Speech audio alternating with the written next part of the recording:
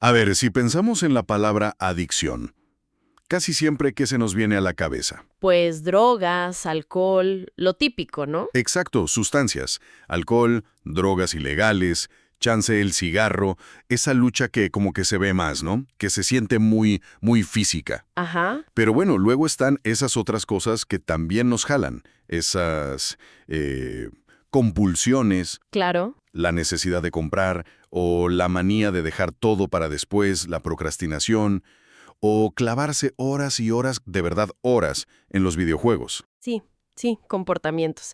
Y la pregunta es, ¿esas batallas son menos reales solo porque no hay una sustancia química ahí metida? Hoy justo vamos a explorar eso. Es una pregunta súper importante, la verdad, porque toca fibras bien sensibles de cómo entendemos, pues, la voluntad, el control, incluso el sufrimiento. Y tenemos información interesante sobre la ciencia detrás de las adicciones, que vamos a usar justo para entender mejor todo este panorama. Exacto. Con base en el material que estuvimos revisando, queremos responder algo que yo creo mucha gente se pregunta. ¿Qué cuesta más trabajo dejar? ¿Una adicción que depende de un químico, de algo externo que nos metemos al cuerpo? Ujú. ¿O una que vive más bien en la cabeza, en un patrón de conducta, no? Claro. Y ojo, porque la respuesta que sugieren las fuentes es, bueno, digamos que pone el foco en un lugar que chance no esperábamos. Parece que en ambos casos la batalla más dura se libra en la mente.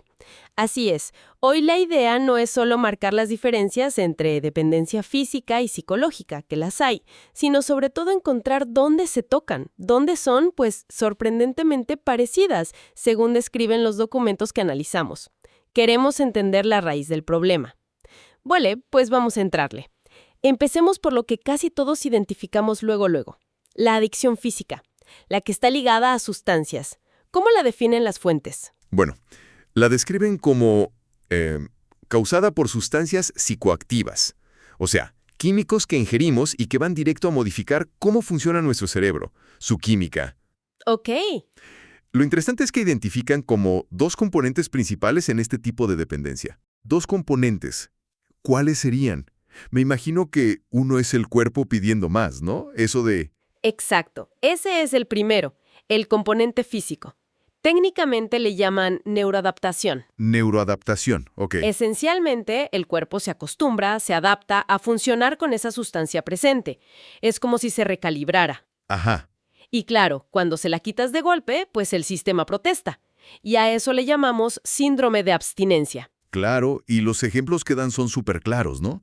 Si dejas el café así, de trancazo, te puede dar un dolor de cabeza. Fatal. Uf, ¿sí? O si dejas la nicotina, pueden venir náuseas, hasta temblores. Es algo muy tangible, muy, pues eso, físico. Totalmente. Es una reacción fisiológica, se puede medir, se puede observar. Pero, y aquí viene lo crucial, hay un segundo componente que es inseparable, el psicológico, Ah, ok. la parte mental. Esa mera. Se trata de esa necesidad mental, esa compulsión, ese deseo súper intenso que en inglés le dicen craving. El craving, sí, como un ansia, ¿no? Exacto, una ansia muy fuerte. La mente aprende rapidísimo a asociar la sustancia con un alivio, con sentirse mejor, ya sea para calmar un malestar físico o uno emocional, ¿eh? Entendido. O sea, el cuerpo pide, pero la mente también grita por ese alivio rápido. Ok. Eso cubre las sustancias. Pero entonces, ¿qué onda con las otras adicciones? Esas donde no hay una botella o una pastilla o algo así. Hablemos de las que llaman adicciones mentales o conductuales. Aquí es donde la cosa se pone fascinante y a veces más difícil de entender para la gente. Sí. Porque hablamos de patrones de comportamiento, no de sustancias, que se vuelven repetitivos, compulsivos, casi automáticos. Como los ejemplos que decíamos. Justo. Piensa en el juego, las compras sin control, el consumo problemático de pornografía, incluso la relación con la comida o hasta con el trabajo en algunos casos. Y la pregunta del millón. Si no hay un químico externo, ¿cómo es que enganchan tanto? ¿Cómo jalan tan fuerte? Pues mira, como apuntan las fuentes, aunque no haya una sustancia que entre al cuerpo, estas conductas logran secuestrar, por así decirlo, el mismo sistema de recompensa en el cerebro que activan las drogas. Wow. ¿En serio? Sí, Liberan dopamina, nos dan ese rush de placer o de alivio momentáneo, y el cerebro aprende a buscar esa recompensa una y otra vez a través de la conducta. O sea que la propia acción modifica la química del cerebro. ¡Qué fuerte! Exacto.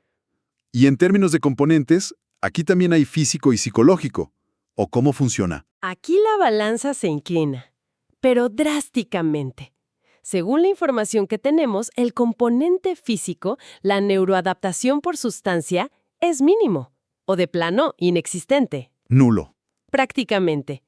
No hay un químico externo al que el cuerpo se haya acostumbrado, igual que con el alcohol o la heroína, por ejemplo.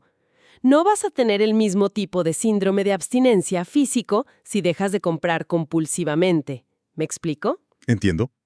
O sea, no te dan temblores ni vómitos por dejar de apostar. Exactamente.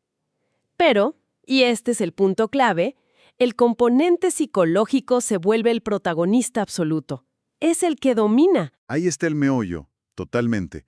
La conducta adictiva se convierte en la herramienta principal, a veces la única que la persona percibe para manejar emociones difíciles. El aburrimiento, la ansiedad, la soledad, el estrés, la frustración. Entonces el problema real no es tanto la conducta en sí misma, sino para qué la está usando la persona. Va por ahí. Precisamente. El núcleo del problema es la creencia mental que, a menudo, ni siquiera es consciente de que se necesita esa conducta para sobrevivir emocionalmente, Ok. para sentirse bien o simplemente para escapar de algo desagradable. La conducta es solo la puntita del iceberg. Debajo está todo un sistema de creencias y de cómo manejamos o no nuestras emociones. Ok. Esto aclara muchísimo. O sea, no hay un golpe químico directo de afuera, pero el cerebro queda igual de enganchado por la función que cumple esa conducta. Y esto nos lleva directo al corazón del asunto que planteamos al inicio, ¿verdad? ¿Dónde está la verdadera dificultad para salir de esto? Justo ahí. Lo que sugieren fuertemente las fuentes, tanto la evidencia psicológica como la experiencia clínica, es que la batalla más difícil, la que de verdad define si hay recuperación a largo plazo o si vienen recaídas constantes, Ajá. en ambos tipos de adicción, es la batalla mental. La dependencia psicológica es el verdadero hueso duro de roer. Aquí es donde se pone súper interesante. Hay una comparación implícita en el material sobre cuánto duran y cómo son los síntomas de abstinencia física contra los psicológicos, y es muy reveladora. Totalmente. Si los ponemos así cara a cara, la dependencia física, el síndrome de abstinencia agudo de una sustancia, Sí. aunque puede ser terrible, pensemos en vómitos, temblores, dolores intensos, tiende a ser relativamente corto. Corto. ¿Cómo cuánto? Hablamos de días, quizás semanas, con algunas excepciones, claro, pero eventualmente el cuerpo se reequilibra químicamente, pasa, se supera. Ok, se supera esa fase inicial, por más dura que sea. Pero, ¿y la parte psicológica? Esa ansia, ese craving del que hablábamos, Ahí la historia es muy diferente. Esa puede durar meses, años, incluso décadas en algunos casos. años, sí. Y los síntomas son más bien crónicos y mentales. Esa ansia o craving que aparece de repente con una fuerza tremenda. Ujú. Los pensamientos obsesivos sobre consumir o hacer la conducta, el autoengaño para justificar solo una vez más, la irritabilidad, la depresión, la ansiedad que anda flotando y, por supuesto, el altísimo riesgo de recaída, Claro.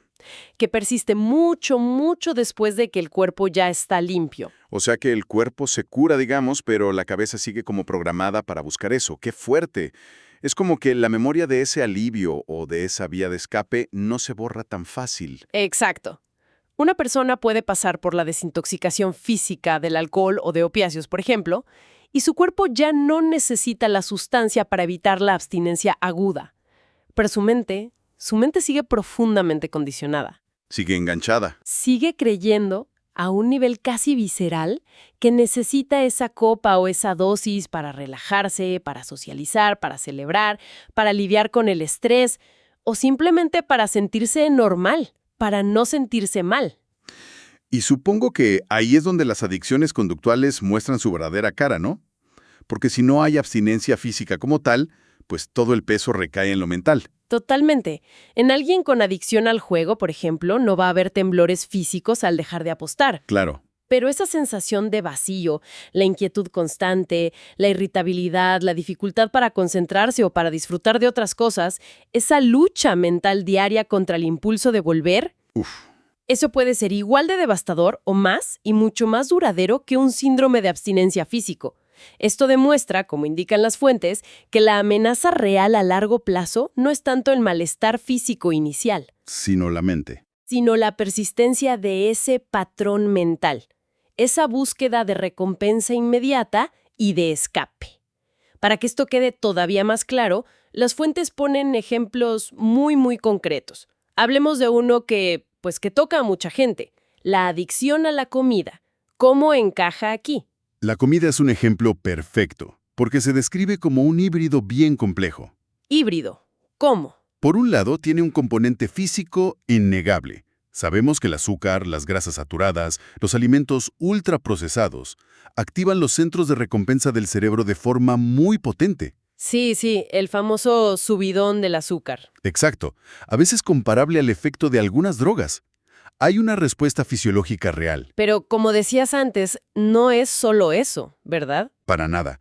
El meollo del asunto, lo que hace que manejar una relación adictiva con la comida sea tan complicado, es el componente psicológico y conductual. A ver, la persona no come solo por hambre o por nutrición, sino que usa la comida como su principal herramienta para regular sus emociones. Ah, como un escape. Justo. Para calmar la ansiedad, para tapar la tristeza, para combatir el aburrimiento, para premiarse o incluso para castigarse. La comida se vuelve un analgésico emocional. Y aquí viene la gran diferencia que marcan las fuentes, que es clave. No puedes simplemente dejar de comer, ¿verdad? Como dejas el alcohol o el tabaco. Tienes que seguir comiendo. Exactamente. Es una relación que no se puede cortar de tajo, solo se puede transformar. Claro. La recuperación no implica abstinencia total, sino aprender a comer de una manera completamente nueva, escuchando al cuerpo, disfrutando con moderación y, sobre todo, esto es lo más difícil, desconectando la comida de esa función de muleta emocional. ¡Uf, qué reto! La lucha diaria no es contra el hambre física, es contra ese piloto automático mental que te grita «come» cada vez que sientes algo incómodo. Es un replanteamiento total. Otro ejemplo que mencionan que chance es más tabú es la adicción al sexo o a la pornografía. ¿Cómo se ve desde esta perspectiva que estamos platicando? Este caso se describe como fundamentalmente conductual en su origen. No hay una sustancia externa que genere dependencia física como tal. Ok. El sufrimiento que causa la adicción y el dolor al intentar dejarla es primordialmente psicológico y relacional. Relacional. Sí, impacta brutalmente la autoestima, la capacidad de tener intimidad real, la percepción de la sexualidad, tanto la propia como la ajena, y, claro, las relaciones de pareja se ven muy afectadas. Y si no hay monofísico, como dicen, ¿dónde está la dificultad para romper ese ciclo? ¿Qué dice el análisis? Pues la dificultad está en desmontar un sistema de creencias y de hábitos mentales que está muy arraigado. Ok. La mente ha aprendido y ha reforzado un mensaje una y otra vez. Cuando me siento mal, solo, ansioso, estresado, vacío o aburrido, necesito esta gratificación inmediata, esta fuga fácil y rápida. ¿Ya? Entonces el camino para salir no es solo dejar de ver o bloquear el acceso, aunque eso pueda ser parte de la estrategia. Lo profundo, lo real, es aprender estrategias mentales y emocionales totalmente nuevas. ¿Nuevas para qué? Para afrontar esas emociones y situaciones difíciles sin tener que recurrir al escape adictivo. Es construir alternativas internas. Esto realmente ilustra. O sea, ¿cómo una simple conducta, sin químicos externos, puede tener un poder tan enorme sobre nosotros? Justamente por lo que llega a significar en nuestra cabeza, ¿no? Por el papel que juega en nuestro mundo emocional. Exacto. Es la función, no solo la forma de la conducta. Exactamente. La conducta es el síntoma que vemos, pero la raíz está en cómo hemos aprendido a lidiar o a no lidiar con nuestro mundo interior. Entonces, ya para ir cerrando y volviendo a la pregunta que nos hicimos al principio, después de todo este análisis, ¿qué es más difícil de dejar? ¿La dependencia física o la psicológica? ¿Qué dicen las fuentes al final? Mira, la conclusión que se desprende de la evidencia psicológica y de la experiencia clínica que citan las fuentes es bastante consistente. ¿Y cuál es? Que la dependencia psicológica es el factor de riesgo más importante para la recaída ¿Ok? y, por lo tanto, es el obstáculo más grande para lograr una recuperación sólida y duradera en cualquier tipo de adicción, ya sea a sustancias o a comportamientos. O sea que, resumiendo así rápido, el malestar físico de la abstinencia, por más horrible que pueda ser, pasa, ¿no? Eventualmente, sí. El cuerpo, con tiempo y ayuda, se reajusta. Pero la batalla contra los pensamientos automáticos, contra las creencias esas súper arraigadas, contra los hábitos mentales que nos llevaron a la adicción y que la mantuvieron viva, Esa es la de fondo. esa es la lucha de fondo, ¿verdad? La que exige atención y esfuerzo constantes, a veces, pues, de por vida. Podríamos decir, interpretando la perspectiva de las fuentes, que la adicción es en su esencia más profunda un trastorno de la mente. Da la mente. Un problema en el sistema de creencias, en cómo regulamos nuestras emociones y en los mecanismos que usamos para afrontar las cosas. Y eso, secundariamente, se manifiesta en el cuerpo y en la conducta. Entendido.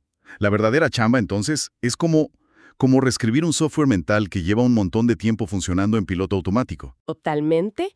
Es un proceso activo de desaprender esos patrones que ya no funcionan, esos patrones disfuncionales, Ajá. y, al mismo tiempo, aprender y practicar formas más sanas, más constructivas de relacionarse con uno mismo, con las propias emociones y con el mundo exterior. Y esto nos deja con una última idea. Una reflexión que sugieren las fuentes casi al final y que a mí me parece muy, muy potente. Quizás la pregunta clave no es solo ¿cómo dejo esto que me hace daño? Sino más bien... Sino más bien, ¿qué tipo de vida necesito empezar a construir? Exacto. Para que esa necesidad de escapar ya no tenga tanto poder, o incluso, idealmente, desaparezca. Exacto. Es un cambio de enfoque. Radical. La verdadera recuperación entonces no sería solo quitar lo malo, No solo quitar. sino construir activamente lo bueno. Así parece indicarlo la perspectiva de las fuentes. Una vida con más sentido, quizás, con conexiones humanas más auténticas, con mejores herramientas para manejar las dificultades de la vida que siempre van a estar ahí, Claro, inevitables. pero sin tener que recurrir a esa salida de emergencia adictiva. Se trata menos de no hacer y mucho más de hacer y ser diferente. Suena una perspectiva esperanzadora, la verdad, aunque sin duda implica un trabajal, un gran trabajo personal, definitivamente. Y por eso mismo, es fundamental recordar el consejo final que suelen dar este tipo de análisis. Si algo de lo que platicamos hoy resuena con la experiencia personal de quien los escucha, Sí, si alguien se identifica con esta lucha, el paso más importante es buscar ayuda profesional.